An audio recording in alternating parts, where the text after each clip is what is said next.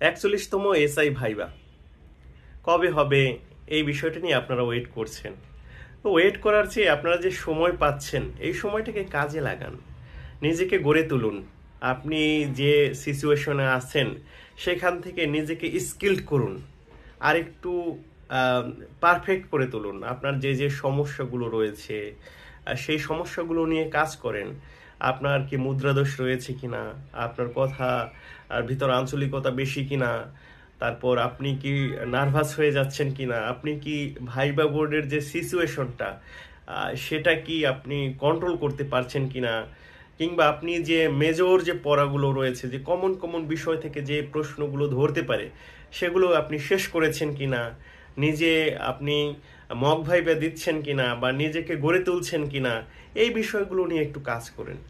আর viva কয় তারিখে হবে ধরে নিয়েছিলাম 5-7 তারিখে হবে, কিন্তু যেহেতু হয়নি, একটা আনসার্টেন বিষয়। এখানে উপরের বিষয় কেবল আমাদের আইজিপি স্যার আবার নতুন করে চুক্তি ভিত্তিক নিয়োগ হয়েছেন, নানাবিধ কারণ থাকতে পারে হয়তো এই পিছানোর জন্য। তবে এই মাসের মধ্যে যে হবে এটা মোটামুটি বলা যায় নিশ্চিত করে। তো সেক্ষেত্রে আপনারা যেহেতু সময় পাচ্ছেন, সময়টাকে কাজে লাগান।